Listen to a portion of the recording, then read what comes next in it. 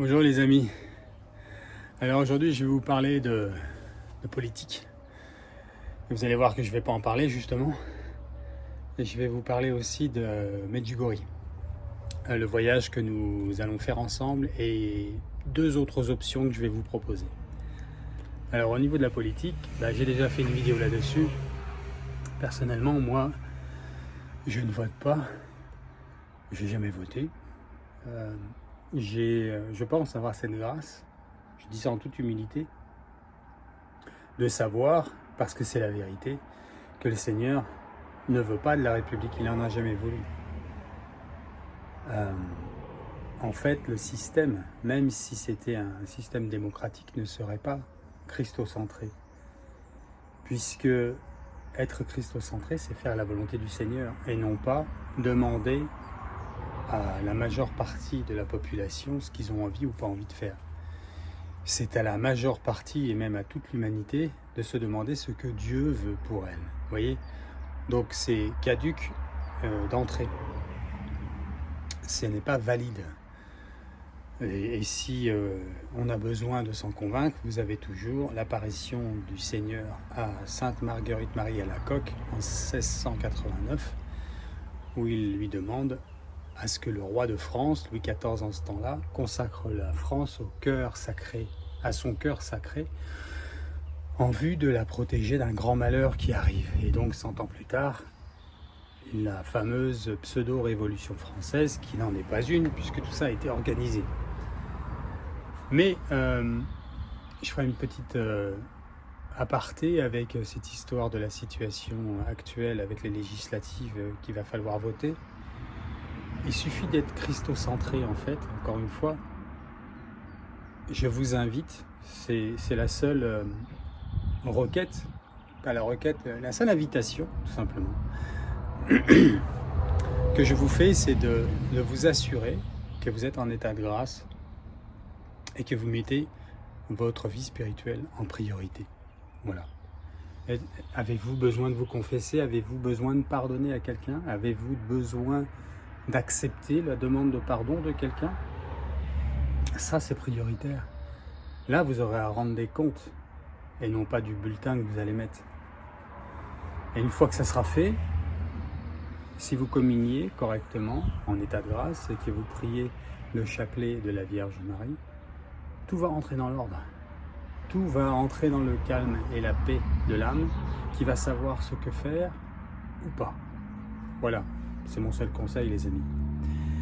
Sinon, ne vous inquiétez pas, ça va s'agiter, ça va gesticuler, ça va se bagarrer et ça finira par s'entretuer parce que c'est le salaire du péché et que nous vivons dans un monde trop baignant dans le péché, beaucoup trop. La coupe était déjà pleine dans les années 65. Au temps de Garabandal, disait la Vierge Marie. Là, elle déborde, mais elle déborde depuis tant d'années que ça n'est que par la grâce des prières à la Vierge Marie, aux supplications de la Vierge Marie à son Fils, que le bras du Père n'est pas encore tombé dans sa justice en ce qui concerne la terre. Mais ça arrive, ça arrive. Et encore, grâce à la Vierge Marie et au triomphe du cœur immaculé de Marie, ça ne sera pas complètement détruit. Sinon, c'était le cas. C'est ce que nous savons de la Vierge Marie et des apparitions, des prophéties de la fin des temps. Donc voilà les amis. Pour ce qui est de Medjugorje, donc nous avons eu les 20 premières places déjà réservées dans le week-end, en 48 heures. Ils en ont rajouté 10 de plus lundi, 8 sont partis dans la même journée, il en reste 2.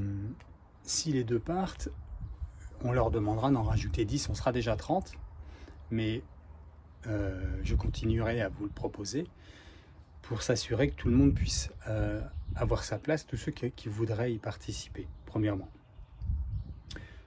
Deuxièmement, je vous demande, je vais en parler avec l'agence de voyage Étoile Notre-Dame, qui sera seule responsable de ce que je vais vous évoquer là maintenant, puisque c'est l'agence de voyage, eux. Moi, je ne suis que l'intermédiaire et que je fais une proposition. C'est eux qui décident.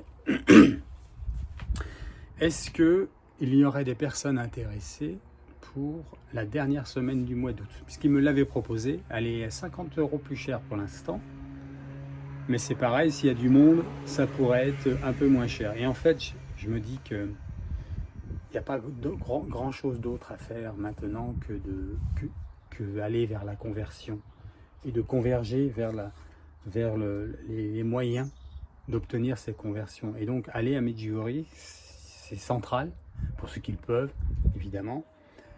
Et parce que des grâces,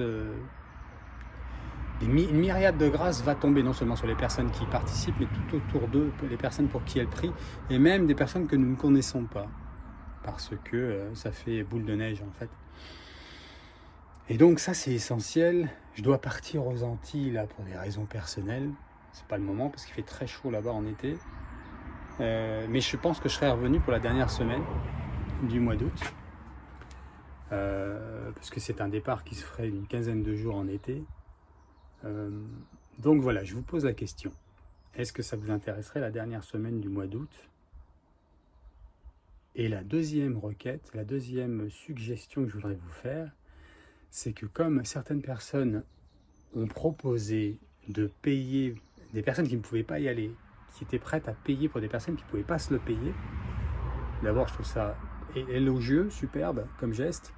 Je vais demander à l'agence de voyage s'il n'est pas possible de proposer à des personnes qui le voudraient de payer anonymement. Je pense qu'il faut absolument rester anonyme là-dedans, comme ça au moins il n'y aura pas d'embrouille. Il faut juste faire confiance à l'agence de bien gérer ça.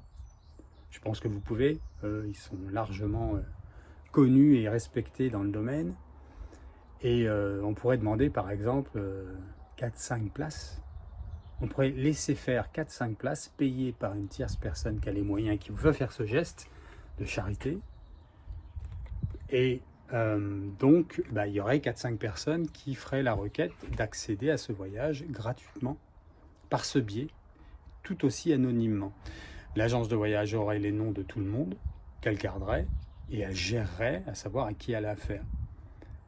Et elle est responsable des frais des personnes qui payent pour les autres, mais bon, c'est juste une question de confiance, hein, c'est pas ubuesque comme situation non plus, quoi. Mais vu les temps qu'on vit aujourd'hui, où tout est tellement tordu, il n'est pas impossible que l'agence se dise bon, on prend pas de risque, ce que je comprendrais parce que malheureusement les temps sont ce qu'ils sont.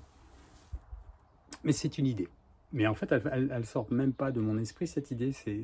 C'est une personne en particulier qui l'avait proposée. J'ai lu ça dans des commentaires.